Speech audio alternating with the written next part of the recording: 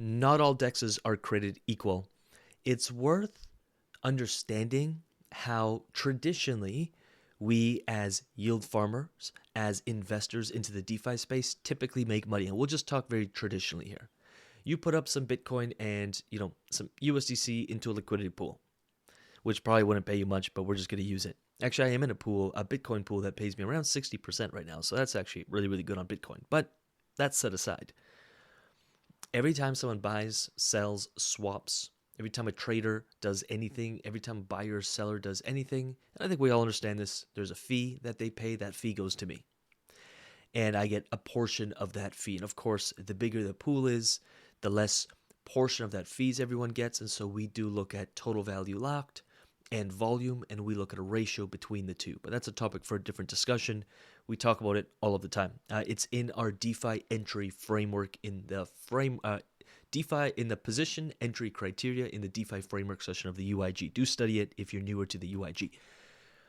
That said, not all DEXs are created equal, but fundamentally, we need to understand that the way that us as the players, as the bank gets paid is through the fees generated.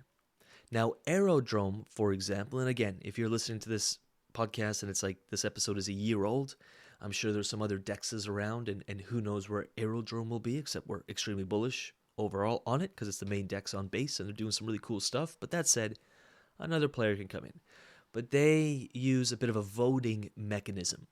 So the fees that are paid out to you are still from the trading fees that have accumulated, that have been that the platform has generated, but because of the voting mechanism, is distributed a little bit differently. And so whatever pools get the most votes, and I'm simplifying it, get paid more, basically. Which to me is really, really cool. That's actually kind of a cool mechanism. And then if you're a V-Arrow holder, not to get into the details, you've got some say as to which pools we're paying out the most. But the fees still come from, fundamentally, the trading fees that happen on a DEX. And so instead of a centralized exchange, where there's a centralized entity, and obviously, like let's just say, for example, Coinbase gets paid all those fees, we, the bank, get paid the fees. And to me, that's so powerful and such a revolutionary idea to like, hey, we can all become the bank. That's fundamentally what DeFi as a business is. We become the bank.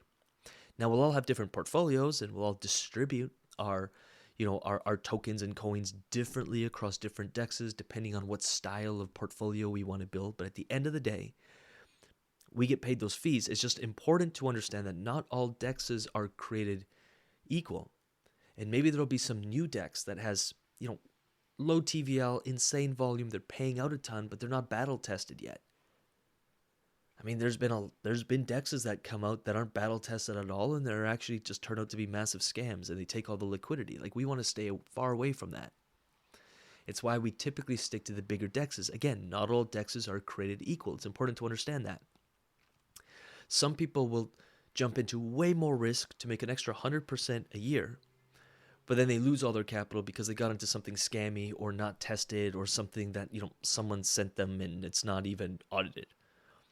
People, I still am blown away that people still play in that kind of degen world, but it is what it is. It exists, so there's a market for it.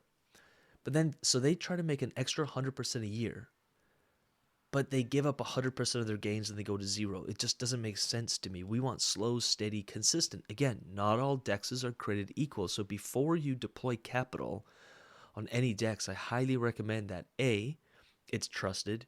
2, there's a lot of TVL, which is also kind of an indicator of trust, that it's been around for a bit, and that you understand how the mechanism and how the fees are distributed, because that will determine how you allocate or create a portfolio, so to speak, or how you play the game on that DEX. And that you don't chase yield, because maybe some meme coin is offering 1,000% returns.